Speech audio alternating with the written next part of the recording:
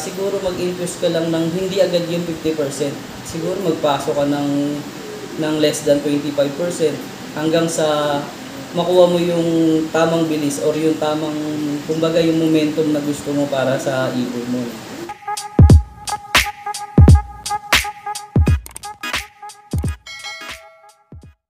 Yon, magandang araw sa inyo mga kaibon. Nagbabalik ang Juan Arturo Vlogs, and for today's video, nandito naman tayo ngayon sa Dasmariñas, Cavite. May nabisita tayong malupit na pigeon fancier. Ayan, malupit pagdating sa breeding to. Sa mga gustong makinig ng mga tips tungkol sa breeding, kaya samahan nyo ako. Let's go! Magandang hapon mga kalapatid. Ako nga pala si Jericho Diaz, isang breeder fancier dito sa Dasmariñas, Cavite. Yan, binabati ko lahat ng tagapakinig at followers ni Juan Arturo Vlog. Ayan, hihingan natin siya ng tips about sa breeding. So yun, siyempre, pag-i-share muna natin Sir Jericho ng mga naging achievements niya. Actually, marami naman ang gumamit ng mga linyada natin na nagpanalo na din naman. Saka natutuwa ako kasi karamihan sa mga natulungan natin is yung mga bago. No?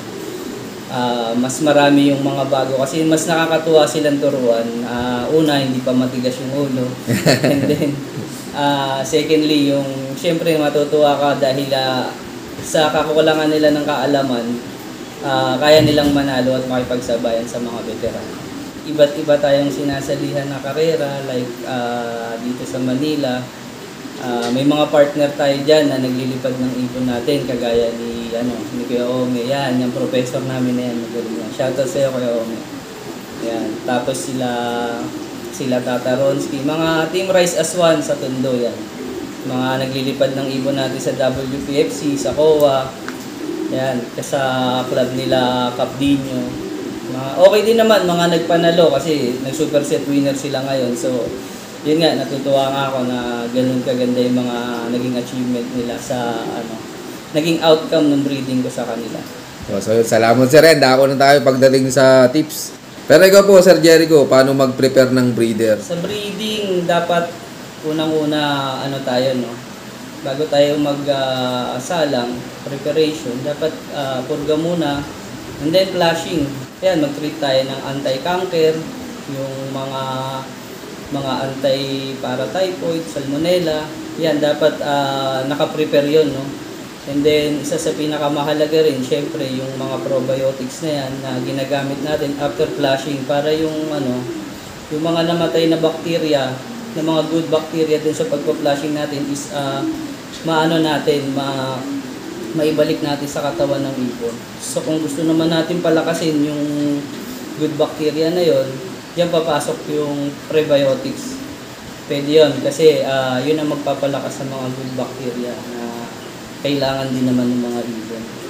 And then, syempre, while nagbe-breed tayo, huwag tayo magpawala nung mga grits, saka yung mga minerals na kailangan nila kasi importante rin yan. Yan ang nagiging source ng kumbaga, ng calcium, na mga kailangan din ng ibon para hindi nagiging malambot yung shell, hindi nagiging magaspang, hindi nagiging parang yung hen na namimilay pag nangingitlog. Kailangan nila yan. And then pasukan din natin, syempre kahit pa paano, mga multivitamins.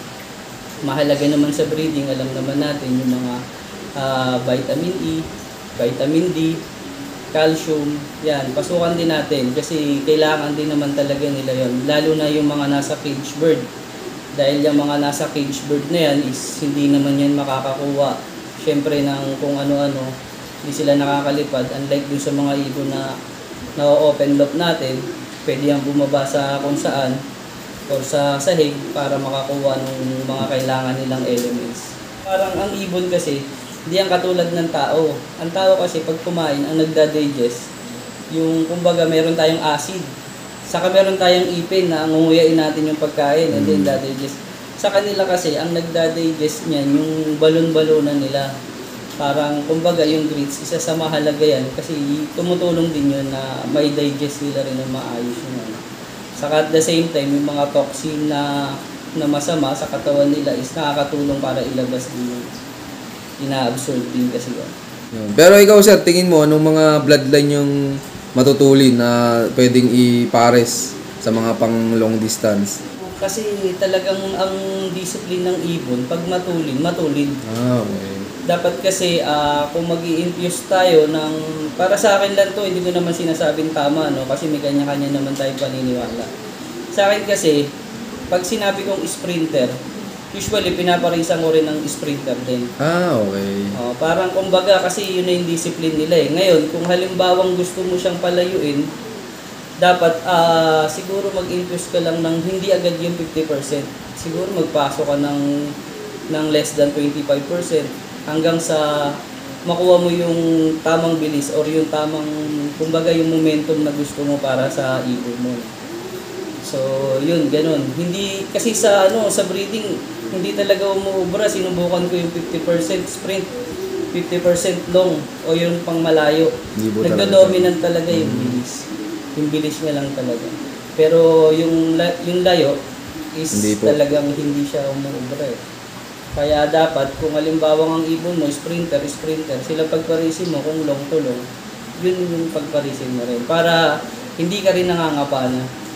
Saka usually naman talaga, ang ibon na pang long, mabagal talaga, mabagal silang lumipad.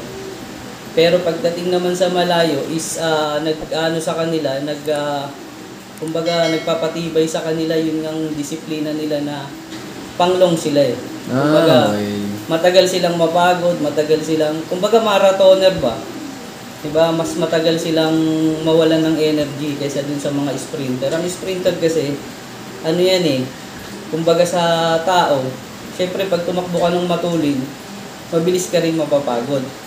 Ngayon, yung mga marathoner na yan, yung tumatakbo ng mga, for example, 50 to 100 km, tumatakbo ng marathoner. Para sa tao, no, pacing lang yan sila, mababagal lang yan. Para ma-reach nila yung goal na gusto nila, ma-reach nila yung 50 kilometers to 100 or kung ano yung limit yung gusto nilang marathon na sinalihan nila. Pero sir, ikaw po, sa tagal na nag-breed ka, ano po ang tamang edad ng ibon para gawing breeder? Yan, so may kanya-kanya naman tayong paniniwala. Hindi naman natin sila kinokontra kung doon sila nananalo or doon sila komportable. Okay. Ako naman, kasi para sa akin, siguro sa 6 to 8 months old, pwede na yan. Pwede na i-breed yan. And then sa hen, siguro para sa akin talaga at least umidad ng 11 to 1 year. 11 months to 1 year old. Yung basta nalugo niya na yung dulo ng backpack niya, ginagamit ko niya. Pag masyado kasing maaga na experience ko is, yung tinatayuan niya yung itlog. And then minsan may maliit. May nagsisimilya naman siya. Hindi naman kasi yung ano yun eh. Kumbaga, para sa akin hindi ko naman sinasabi na tama. Sabi ko nga, may kanya-kanya tayong paniniwala. Sa akin kasi, na-experience ko yan, naglabas ng maliit na itlog, pinayuan niya yung itlog. Kumbaga, hindi pa ganun ka-develop yung yung reproductive organ niya, hindi pa ganun kaganda. Saka yung parental instinct niya nga is hindi pa talaga ganun ka-develop. Kaya para sa akin yung hen, siguro 11 to 1 year old. Pero syempre, hindi ko naman sinasabi na tama yun. Yun lang yung base sa experience ko. Pero yun na yung lagi mong ginagawa, sir? Yun yung lagi kong ginagawa. Kaya tingnan nyo naman yung mga kanyang mga achievements, mga kaibon. Tsaka kung sang pan-share. Karamihan sa mga kadikit ni Sir Jericho. Yan, marami na rin naman tayo natulungan sa paglilipad, no? Lalo na yung mga newbie. Yan, sila Perti Acosta, sa atin nagsimula yan. Yan, tapos sila Tata Ronsky, si Aaron Abello. Yan. Sa atin nag-start din yan na manalo, nagkaroon ng mga winning. Year by year na nanalo sila sa bloodline natin. At the same time, syempre, ginagabayan natin yung mga newbie na yan, no? Para pilitin natin na makuha nila yung panalo na gusto nila sa look nila. Ano pong may bibigay mong payo, sir, sa mga viewers natin dyan na hindi pa nakakatikim ng panalo? Para sa akin, aralin nyo muna yung breeding. Aralin nyo yung gusto nyo lipad. Kumbaga, sa inyo ba gusto manalo sa sprint, sa fan race. Pag-aralan nyo yung behavior ng ibon na isasali nyo para sa labanan na yun, no? Then, kung halimbawa gusto nyo naman sa long distance, kasi magkaiba talaga, sobrang magkaiba ang discipline yan. at saka sa mga one-off races. No? Yung mga one-off races, iba rin ang disiplina. Kaya dapat pag-aralan muna natin yung behavior ng ibon, yung kakayanan niya, characteristic, bago tayo mag-breed. Saka alamin natin yung competition na gusto natin salihan bago rin tayo pumasok doon. No? For example, kung halimbawa gusto mo sprinter, edi breed mo mga sprinter. Kung halimbawa naman gusto mo superset, gusto mong manalo sa malayo, sa dulo, edi i-breed mo yung ganong disiplina ng ibon. Kasi mahirap yung basta lang tayo nagsalang, tapos galing to kay champion 1, champion 2, pinagparis natin, feeling natin is maglalabas na yun ng winner. Sobrang labo po nun. Kasi kung ganun lang yung basehan natin, yung pamantayan natin sa pag-iibon, marami nang nanalo sa ganung sistema dapat, di ba? Pero dapat talaga is inaaral natin yung gusto nating maging achievement sa mga sasalihan nating competition. Yun. Basta lagi nyo lang ilagay yung ibon nyo sa top condition nila. Huwag natin pabayaan, lalo na yung nagsusubo sila. Bigay natin yung mga supplements na kailangan. Hanggat baby sila, bigay nyo na lahat. Bigay nyo kasi, kumbaga, dyan ka magsisimula eh.